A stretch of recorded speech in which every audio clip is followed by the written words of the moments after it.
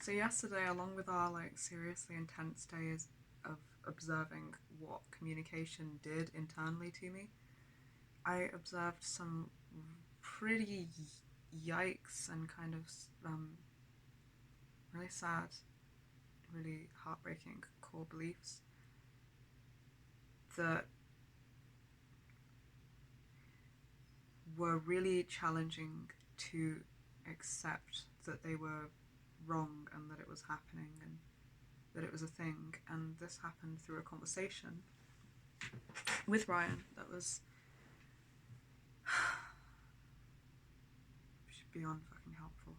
I'm so fucking grateful to him, honestly. The amount of things that we are able to see and heal in ourselves because of this. So earlier in the day, he went to have a nap and he went, "Can you wake me up before the heating check dude arrives?" And I kind of fought him on it because I was like, "Yeah, I can, but you don't have to. Like, you don't, if it's just to try, like, why, basically? Wouldn't you rather, like, I wake you up after? Because we all have anxiety and, like, dealing with people is never going to be fun." And he was just like, "No, I don't want you to have to, like, deal with it on your own, so, can you wake me up?" And what I mean when I say I kind of fought him on it was I was like, well, if it's just for us, like, you don't need to. Like, I'm fine dealing with them, like, if you want to be up because you want to be up, of course. But if it's just like to keep us company or to support us, it felt, I'm not gonna lie, it felt wrong. I felt distinctly wrong. And I didn't really notice. I wasn't. You don't know what things to observe before they've been like pointed out or you've realized. So I wasn't like aware that anything was strange in my thinking or my anything at this point. I was just like thinking, yeah, he doesn't have to deal with it. And, like, I can manage it. So it seems totally unnecessary that he should have to be woken up early. But I was like, yeah, all right, we'll wake you up before the heating check dude comes. And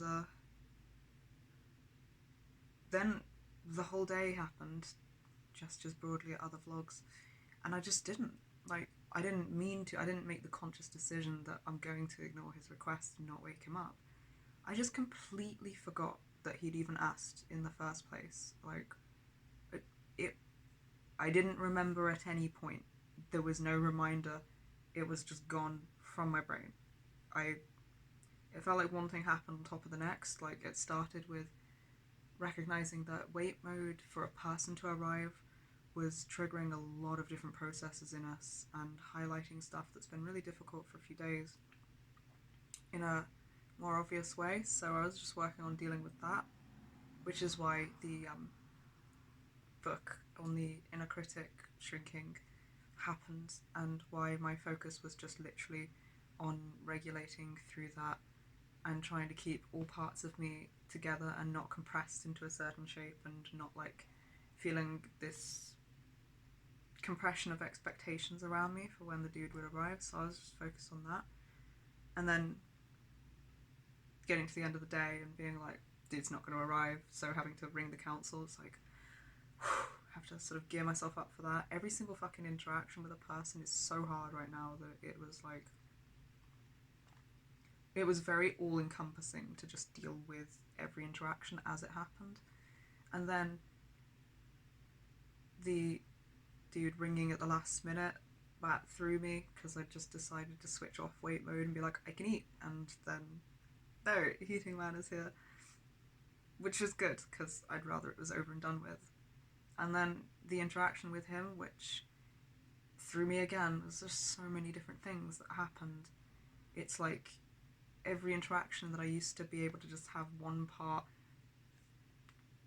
ghost through and tense everything up until it's over and then relax after and like maybe have a migraine and maybe have like, it's like all of the symptoms of how hard it's been would hit me after, but now we're working really hard to keep every part of me together. It hits me during, and it's very different. And I'm like, it's so new to me. Like, I think this may be the first time I'm suffering. I'm suffering right now. I'm in sensory hell, but I really want an emo friend. It's a sacrifice. It's a struggle. It's obviously one of my most exaggerated, like, one of the most prominent problems in my life. Can you tell? So,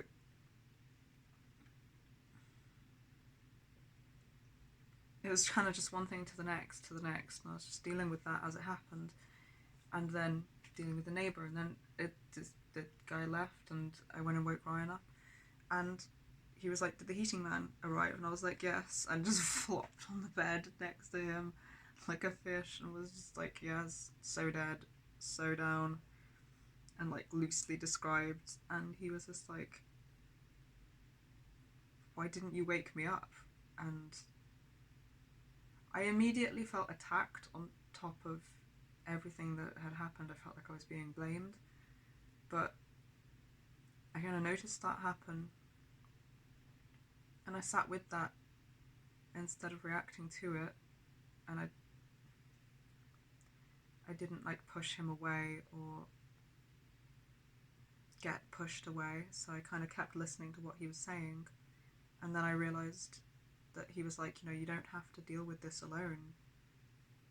You don't have to deal with any of this alone, was his main point. And that it kind of, he was upset that I hadn't given him the opportunity to support us, that I hadn't let him help where I frankly needed the help.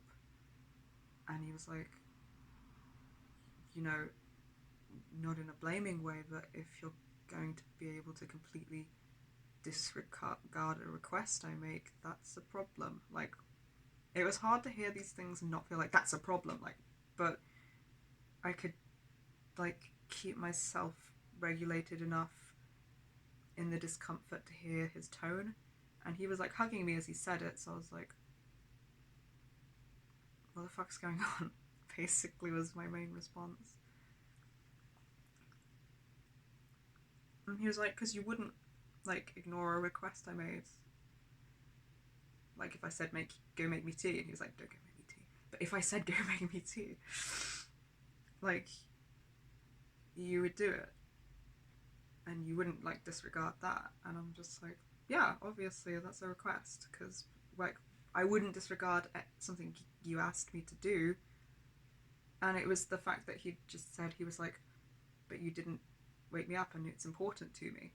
And I was like, when he said it's important to me, it's like the first time I understood that it was important to him. And I was like, I don't know, it hit me weird, like landed in a different way that it hadn't before, and that made me realise that it hadn't landed before. And I was like, well, yeah, and we talked about it a bit, and I started feeling like more confused and more like, what's going on, and less like attacked and more like just what's happening right now. And he was like, it's important to me to be able to support you, and it's weird, it's like I feel uncomfortable and like shrugging off when he says things like that, or like rushing away from them. And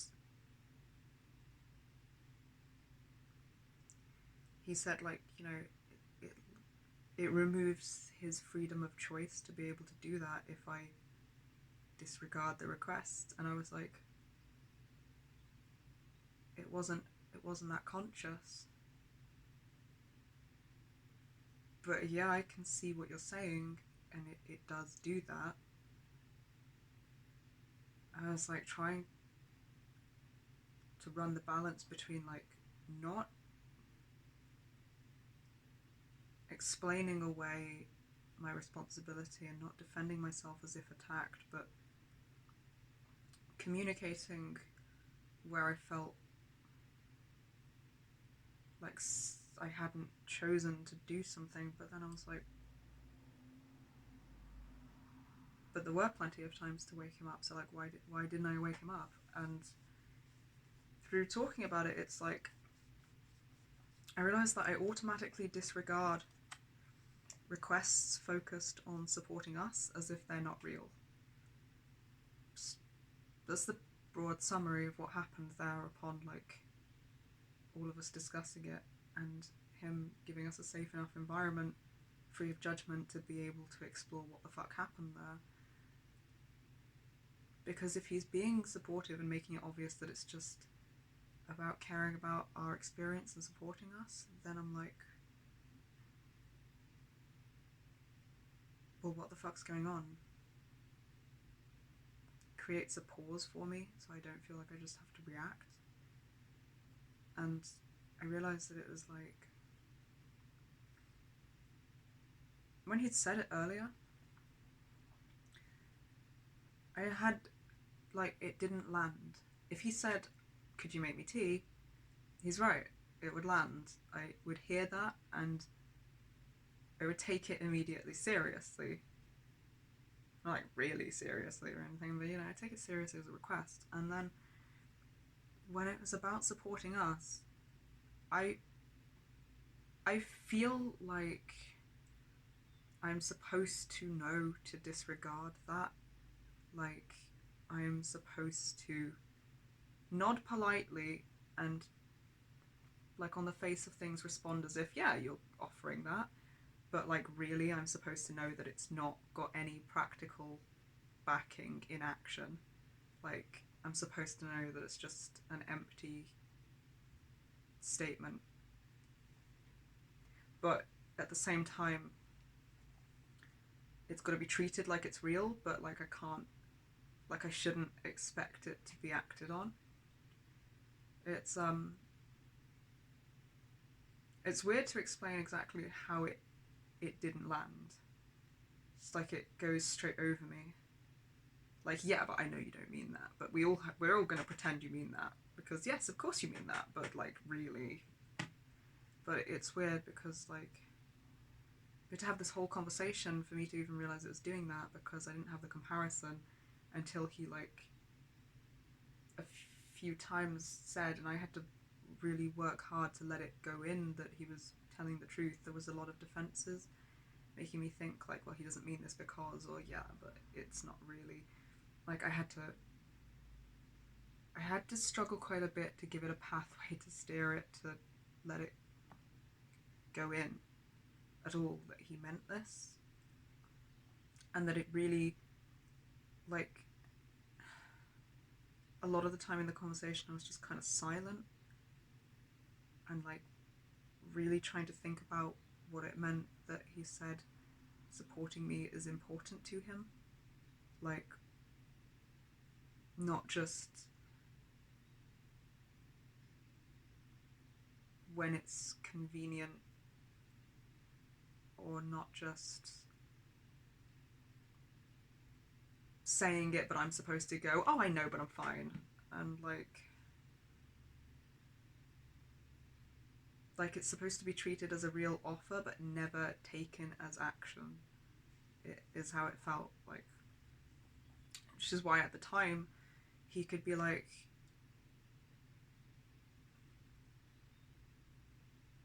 you know, wake me up when the heating guy arrives, and my brain was automatically already going, yeah, but I don't need to because I can manage.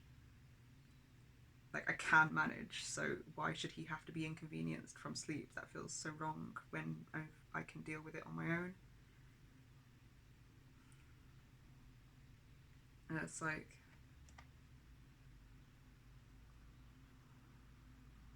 there's just so many barriers to letting somebody support me and help me, and even accepting that that's something that I could benefit from or want or need, and then that they really mean it when they say that it's okay and it's not just supposed to be something that I disregard. Like, the unspoken rule is that I treat it like a real comment, but I never use it.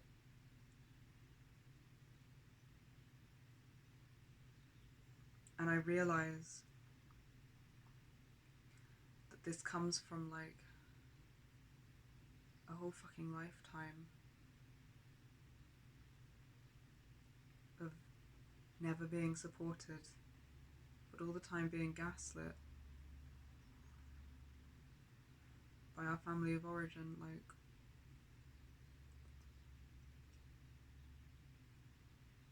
I know that Patricia would say, you can always call me to pick you up or take you somewhere, anytime. Like, anytime, anywhere. And that was something she'd repeatedly say. But I also noticed that in practice, I did this, I don't know how many times. I think to a conference, and I think a late night out, one time. But she really complained, and there was a lot of resistance and a lot of resentment and sort of what felt like contempt coming from her vibe, her tone, her response in practice, in action. And I only remember like 2 times, but I know that this happened enough for me to register that she'd sound like she really meant it. And, you know, I kind of think that she did really, I don't know. I wonder if she did really mean it when she said it and really want to be able to show up like that, but because she's not doing any of the inner work of trauma processing, when she got triggered, she wasn't managing her triggers, so it still came out with resentment. And it's like, I don't know what exactly, but I know that the practical application is that we'd spend a lot of time getting told something was okay, we could always rely on them, this could always happen, but then the practical application would be so off-putting and you'd feel like such a burden that you just would learn not to ask and to go, yeah, I know, of course, but I'll find my own way, it's okay. Because, like, who would want to be put through that? So, and then I know that we were treated like we were so expendable and disposable.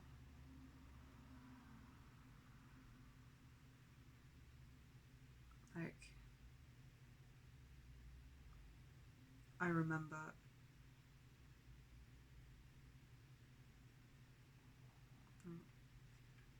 our godmother, Marina, who so many parts of us loved her so much. And she was verbally abusive all the fucking time. Like, consistently, she would express anger by just screaming in our faces about stuff that was not our fault. Like, anything, everything, just literally externalizing. We were like her verbal fucking punching bag. And it was always completely unfair.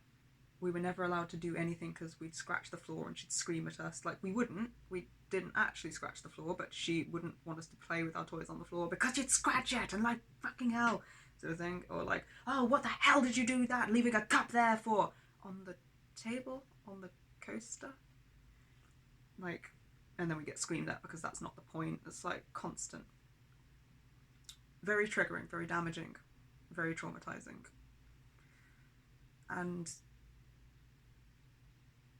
always calling us like spoiled, but then she'd insist on buying things for us, and then later when she was angry, call us spoiled, even though we'd go, no, I don't want you to buy me anything, because we had learned this dynamic. And like, Patricia was always quiet. Like our mum, she was always, she never did anything, she never defended us from anything, she never said anything. And if we tried, like, obviously we had parts of us that would respond aggressively to this, which I'm so proud of, and Vince would spend a lot of our childhood screaming back in her face because she's being unfair and making good points. And obviously that would just incur more fucking wrath, but he'd still do it. And I love that. And I think I had a couple of parts of me that would as well, but it, I'm really proud of our responses. But the thing is, it's like, anytime we actually did that, that's the only time Marina would get way more aggressive, and our mum would just talk to us like, no, you have to be the bigger person. You have to, like, just, like, she'd never get involved when Marina was shouting. She was allowed to shout at us as much as she wanted, and our mum would just sit quietly, like, expectant of us. And if we tried to defend ourselves, we were always taken aside and talked to after, or told in the moment, like, no, don't do that, and like, no, you're supposed to just be the bigger person. Like, we're supposed to just accept abuse and never ever protect ourselves from it, and never expect to be protected from it. And you know, this was not just limited to her, this was limited to sexual abusers and other, like, this was inclusive of sexual abusers. And like, we were basically just the fucking doormat and the fucking punching bag. But if we ever had a problem with it, no, that's really not okay, you're really not allowed to do that, you know. And when we were having these difficult conversations with her recently, our mum, this was one of the things we brought up. And we were like, why did you always let this happen? Why did you only intervene when it was us trying to defend ourselves? And you said, no, that's not what you do. Or like, backing down to her is the best thing you did. I'm so proud of that, the one time it happened when we were like teenagers, because we'd had a lifetime of never backing fucking down and just getting yelled at for it. And then the one time we did it, it's the only time she was like, oh, I'm so proud of you for being a doormat. And it's like, she didn't say for being a doormat, but in essence, yes. And I'm so fucking angry about this. It's so fucking disgusting. And it's exactly why I have this internalized bullshit now. Because I just feel like any need we have is supposed to be ignored. And like, yes, we're supposed to look good on the face of things. So like, if somebody offers to support us, we're supposed to go, that's so kind of you, but I don't need it. Because in practice, it's not a real offer. It's just supposed to look good. That's how it feels. And like, we should know better than to expect it to be real. And like, we should know better than to think that our needs are going to be considered. And we should just put up with and take as much as we can. Like, it's unreasonable to do anything else. I remember when we were talking to our mum about it recently, and this was one of the things we said, you know, why the fuck did this happen all the time? And she was like, we were like, you know, you were expecting a kid to be the bigger person when it was an abusive adult, and you know, you'd comfort the adult, but you'd just be like, what's happening? What have you done to us? Like, it's fucking bullshit. And she'd just be like, I don't know, yes, that was wrong, but never bring it up again, and just leave it. And like, it's honestly like we were just expected to be the fucking punching bag to every abuser, and like, we were the problem if we had a problem with that. Which of course we fucking did our whole lives, and we expressed it beautifully.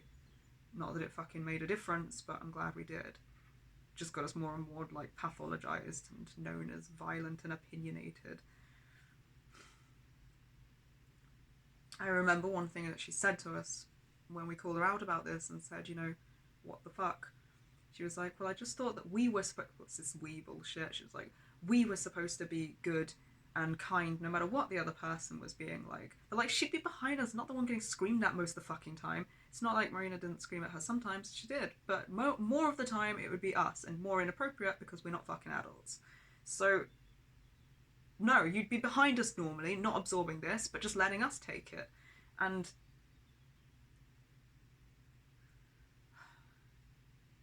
she was like, well, I just thought you could put up with it until we were out of it. And we were like, but why should we have had to? What do you mean you just thought we should put up with it? And what do you mean we? Like, she wasn't yelling at you. And she was like, she did yell at me. We were like, yeah, she yelled at everyone, but she yelled at us more, and it's more inappropriate. It's not the point. The point is, this shouldn't have fucking been happening. And you should have been doing something about it. And we were not an expendable fucking punching bag. And look what this has fucking done to us now. I can't even recognize when something would be easier to let somebody help me with, and it feels wrong to the point that I will become amnesic of their request to support me when it occurs, because it registers to my mind as a lie, and it registers as inappropriate for me to need support or to be considered as a fucking person. It literally registers as inappropriate for me to have human needs or boundaries in so many parts of me. And the parts of me that doesn't register inappropriately in are constantly hyper-vigilant and on the offense and on the defense and looking for the threat fucking everywhere. And now I have both. All at once. I shouldn't fucking have any of it. God, you absolute selfish fucking bitches. What the fuck is wrong with you? Treating a child like that. Treating kids like that. And yeah, then we call you out about it now. And you say, I just thought you could put up with it. Just thought you'd put up with it until we were out. But as we pointed out, we were like, why did you... Okay, A, what the fuck? Why did you think we could just put up with it? Why did you think we should just put up with it? Oh, I don't know. No, you don't. You don't know. Because there is no reason. Why do you think we should just put up with it? Never got an answer. Why did you think that was appropriate? We should never have had to put up with it. Thank fuck we said all of this to her. But we didn't get any answer or any response, but, you know, it doesn't matter. We said it. I mean, it does matter, but it doesn't matter as much as the fact that we said it. And then our next point, but we were never out of it. Because we saw her every week. Or we saw her every month and then every year. Or like when she moved, you know, we saw her really fucking frequently. And there were times where she'd go to work and then she'd come back and it would happen again and again and again when she left work, when she came back from work, all the fucking time. And at what point in between all of these events did you not think, maybe I should do something to prevent it next time? Like, what do you mean? Just think we should put up with it until we were out of it? Because we were never out of it. And then there was plenty of time in between these times for you to prevent it from happening again, and you never did. And what she said when we said that was, yes, you are right. Almost as if considering how to make an excuse for it to be acceptable. Not like considering what we just said from our perspective, but just like, yes, you are right. The tone, man. The everything. And we've lived through this. This has been our whole fucking lives. So now I don't even know how to register that I need help or believe somebody when they say they want to support us, or let them do it.